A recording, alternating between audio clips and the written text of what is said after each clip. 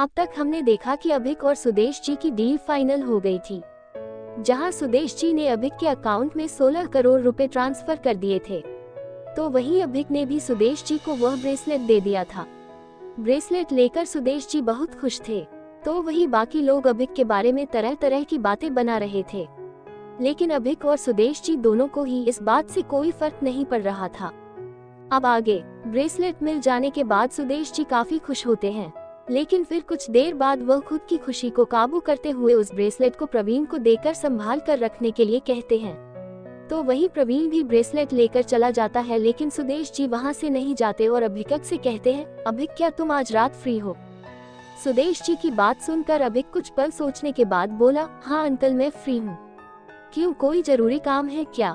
अभिक की बात सुनकर सुदेश जी मुस्कुराते हुए बोलो, अरे नहीं नहीं, कोई जरूरी काम नहीं है, बल्कि सेलिब्रेशन है। ब्रेसलेट मिलने की खुशी में आज की पार्टी मेरी तरफ से, जितना है खाना और जितनी पीनी है उतनी पीना। सुदेश जी की बात सुनकर अभिक सुदेश जी को देखने लगता है। सुदेश जी ने यह बातें काफी धीरे बोलने की कोशिश की थी, लेकिन शायद उन्हें भी नहीं पता था कि उनकी आवाज एक्साइटमेंट में काफी तेज हो रही थी।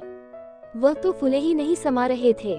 वहीं अभिक सुदेश जी को ऐसे करता देख मन ही मन मुस्कुरा रहा था, लेकिन सुदेश जी की बात पर उसे समझ नहीं आ रहा था कि वह क्या कहें। तभी सुदेश जी अभिक से बोले, सुनो अभिक, तुम्हें अपने साथ इस पार्टी में जिस किसी को भी लाना है ला सकते हो, और हाँ अगर तुम फ्री हो तो मैं ना नहीं सुनने वाला। तुम मुझे अपना नंबर दे दो, मैं तुम्हें पार्टी की लोकेशन सेंड कर दूंगा, बस कोई बहाना मत बनाना, तुम आ जाना, ठीक है? सुदेश जी की बात सुनकर अभिक कुछ सोचकर हाँ में अपना सर हिला देता है और सुदेश जी को अपना नंबर भी दे देता है। तो वहीं सुदेश जी भी अभिक की हाँ सुनकर खुश हो जाते हैं और प्रिया की तरफ देखते हुए कहते हैं, प्रिया तुम भी हमारे साथ उसे पार्टी में चल रही हो? जहाँ प्रिया अब तक चुपचाप खड़ी होकर अभिक और सुदेश जी की बातें सुन रही थी, उसे भी सुदेश जी ने बीच में खींच लिया था और पार्टी में चलने के लिए कहने लगे थे। जो बात सुनकर प्रिया सुदेश जी से बोली, लेकिन अंकल मैं क्या करूंगी आपकी पार्टी में चलकर? आपकी और अभिक की डील फाइनल हुई है, आपकी सेलिब्रेशन पार्टी है तो आप दोनों को ही पार्टी करनी चाहिए, मैं वहां आकर कबाब में हांडी क्यों बनूं? प्रिया की बात सुनकर सुदेश जी मुस्कुराते हुए बोले, अरे भतीजी, ये डील फाइनल ही तो तुम्हारी ही वजह से हुई है ना। अब तुम ही बताओ, अगर उस दिन तुमने अभिक को ना देखा होता, न तुम उससे मिली होती, न तुमने उससे रिंग ली होती और ना ही हमें इस ब्रेसलेट के बारे में पता चलता, तो बताओ इस डील के पीछे सबसे बड़ा हाथ किसका है? तुम्हारा। तो इसका मतलब तुम भी हमारे साथ पार्टी में चल रही हो, और हाँ मैं तुम्हारी तरफ से तो ना बिल्कुल भी नहीं सुनूंगा। अब सुदेश जी की बात के आगे प्रिया कुछ भी नहीं बोल पाई। सुदेश जी की बात उसके लिए पत्थर की लकीर होती थी, इसलिए प्रिया भी हाँ में सर हिला देती है। प्रिया को भी हाँ करता देख सुदेश जी मुस्कुराकर अभिक से बोले, तो ठीक है, तय रहा, आज शाम 7 बजे तक तैयार रहना, मैं तुम्हें लेने के लिए कार भेज दूंगा, ठीक है? सुदेश जी की बात सुनकर अभिक मुस्कुराकर सुदेश जी से बोल, अरे अंकल कार भेजने की कोई जरूरत नहीं है, आप बस मुझे लोकेशन सेंड कर देना, मैं खुद जाऊंगा। अभिक की बात सुनकर सुदेश जी अचानक ही बोल, अरे भाई ऐसे कैसे, जरूरत नहीं है, तुम अकेले ऐसे ही क्यों आओगे, मैं तुम्हें लेने के लिए कार भेज दूंगा। इतना बोलता ही अचानक से सुदेश जी को कुछ याद आता है, तो वह अपने सर पर टिपली मारते हुए बोले, वैसे एक बात तो मैंने पूछी ही नहीं, तुम इस समय रुक कहाँ हो? सुदेश जी की बात सुनकर अभिक बोला, अंकल हम द होटल सिल्वर मून में रुके हैं। अभिक की बात सुनकर वहाँ खड़े सभी लोग अभिक को देखने लगते हैं। वह सभी अभिक को ऐसे देख रहे थे जैसे कि वह कोई मूर्ख हो। तभी सुदेश जी अभिक की बात सुनकर बोले, अरे तुम लोग कंपटीशन के लिए आए हो तो तुम वहाँ क्यों रुके हो? कंपटीशन वालों के लिए तो दूसरा होटल बुक कराया गया था। सुदेश जी की बात सुनकर अभिक मुस्कुराते हुए बोला, हाँ अंकल, हमसे भी थोड़ी मिस्टेक हो गई थी। जब हम होटल पहुंचे थे तो वहां पर हम लोगों के नाम से बस 2 ही रूम बुक थे, लेकिन वहां के ओनर मिस्टर यशराज गुप्ता ने हमारे लिए सेपरेट रूम अवेलेबल करा दिए थे और इसीलिए हम वहां रुक गए। हमें बाद में पता चला कि कंपटीशन वालों के लिए दूसरे होटल में अलग से रूम बुक है, लेकिन तब तक यशराज जी ने हमारे लिए रूम बुक कर दिए थे। अभिक की बात सुनकर सुदेश जी थोड़ा अपने सर झुकाते हुए बोले, इस कंपटीशन का ऑर्गेनाइजर मैं ही हूँ, अगर मुझसे कहीं कोई गलती हो गई हो तो मुझे माफ कर देना, लेकिन तुम्हें टेंशन लेने की कोई जरूरत नहीं है और ना ही तुम्हें वहाँ होटल पर कुछ पेमेंट करने की जरूरत है। तुम्हारे स्टे की जितनी भी पेमेंट है वह सब मैं कर दूंगा। सुदेश जी की बात सुनकर अभिक सुदेश जी का हाथ पकड़कर सुदेश जी से बोल, अरे नहीं नहीं अंकल, आपको माफी मांगने की कोई जरूरत नहीं है और ना ही आपको पेमेंट करने की कोई जरूरत है, क्योंकि उस होटल में हम सभी फ्री में रह रहे हैं। यशराज जी ने हमसे कोई स्टे फीस नहीं ली है। अभिक की बात सुनकर सुदेश जी हैरान होते हुए बोले, क्या तुम सच कह रहे हो? यशराज गुप्ता ग्रुप के ओनर और द होटल सिल्वर मून के चेयरमैन वही ना, उन्हीं की बात कर रहे हो ना तुम? सुदेश जी को इतना हैरान देखकर अभिक बोला, हाँ अंकल। तभी सुदेश जी एक बार फिर बोले, उन्होंने तुम्हें होटल में फ्री में रहने दिया? अभिक बोला, हाँ अंकल, लेकिन आप ये सब क्यों पूछ रहे हैं? अभिक की बात सुनकर सुदेश जी अभिक को बताते हैं, अभिक गुप्ता जी ऐसे इंसान नहीं है जो बिजनेस के मामले में जरा भी कमी बरते। उन्हें सब कुछ एकदम परफेक्ट चाहिए होता है और ना ही वह किसी पर अपने पैसे छोड़ते हैं, पर ना ही खुद किसी से पैसे लेना चाहते हैं। उधार तो दूर की बात है, वह किसी को डिस्काउंट तक नहीं देते। और ऐसा मैं आज पहली बार सुन रहा हूँ जो यशराज जी ने किसी को द होटल सिल्वर मून में फ्री में रहने के लिए कह दिया। वैसे भी वह होटल तो यशराज जी की लाडली पोती अनुष्का का है, तो फिर तुम्हारे लिए उन्होंने फ्री में रहने के लिए क्यों कहा? क्या कुछ बात है या फिर तुम यशराज जी को पहले से ही जानते हो? सुदेश जी की सारी बात सुनकर अभिक थोड़ा रिलीफ फील करता है, वरना उसे तो ये लगा था कि न जाने सुदेश जी अब की बार उसके सर पर कौन सा नया बम फोड़ेंगे। लेकिन उन्होंने ऐसा कुछ नहीं कहा था, तो अभिक भी मुस्कुराकर उनकी बात का जवाब देते हुए कहता है, हाँ अंकल, मैं उन्हें पहले से जानता हूँ, लेकिन यशराज जी तो बहुत अच्छे हैं। वह तो ऐसे नहीं है, और उन्होंने तो हमारे लिए VIP स्वीट्स रेडी करवाए हैं और वह तो हमें बहुत अच्छे से ट्रीट करते हैं। अभिक की बात सुनकर सुदेश जी बस मुस्कुरा देते हैं। उनके मन में तो बहुत सवाल चल रहे थे, लेकिन वह उन सब के बारे में अभिक से कुछ नहीं कहते और आज शाम 7 बजे होटल पर गाड़ी भेजने के लिए कहते हैं, जिसके लिए बाद में अभिक भी हाँ कर देता है।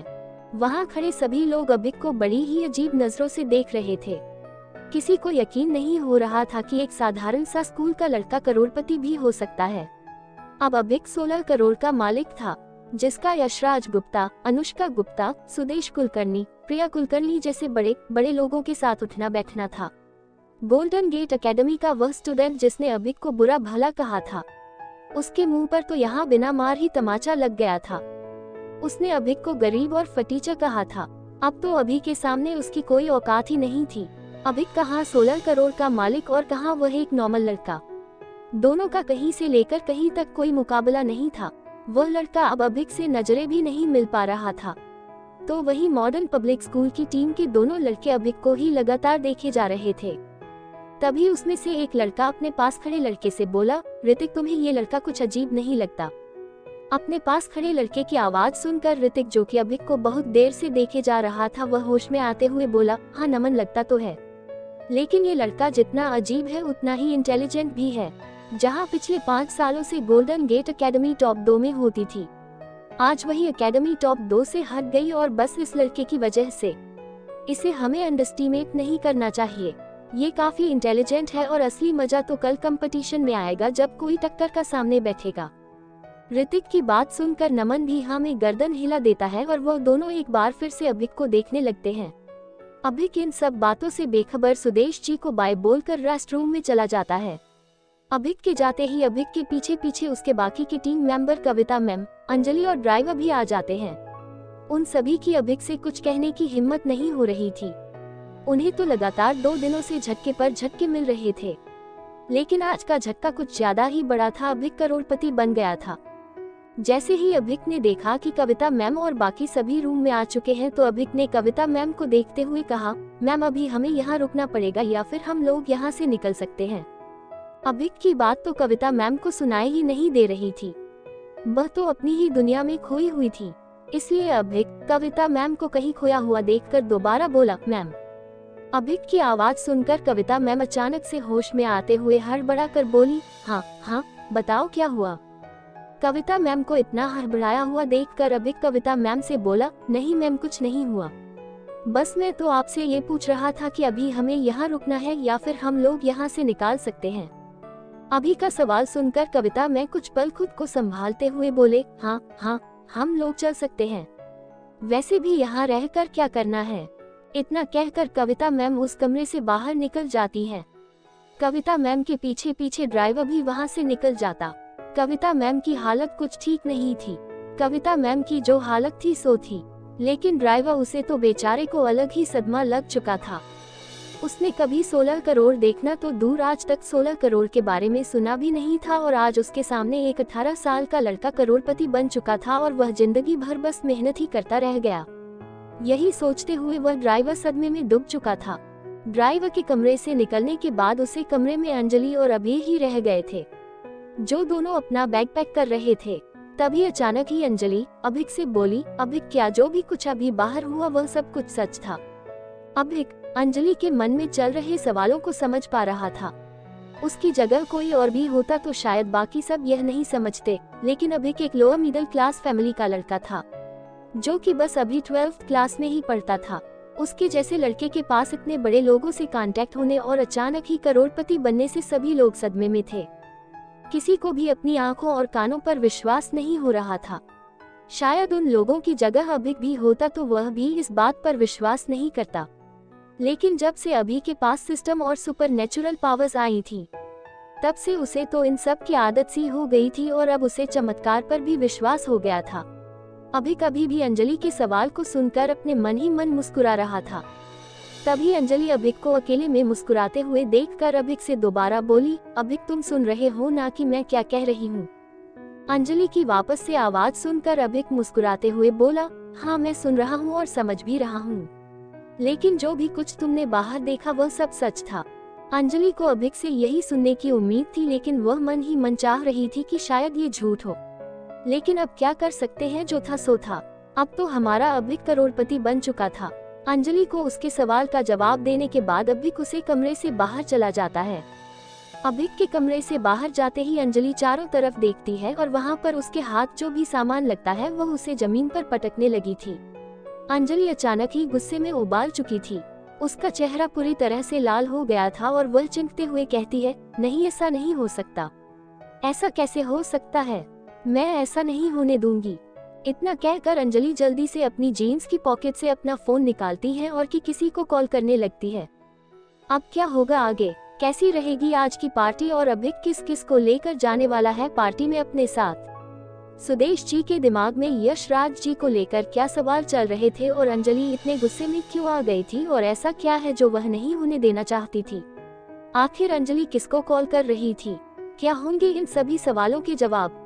अपने इन्हीं सभी सवालों के जवाब जानने के लिए देखते रहिए द मिस्टीरियस मैन, सिर्फ आपके अपने YouTube चैनल पर heart with ribbon. Hello guys, I hope आप सभी अच्छे होंगे और आपको मेरी ये स्टोरी पसंद आ रही होगी। और अगर आप स्टोरी में कुछ अपने आइडिया चाहते हैं तो आप मुझे अपने आइडिया कमेंट कर सकते हैं या DM भी कर सकते हैं। Thanks for supporting my story smiling face. Writer Moli Goswami.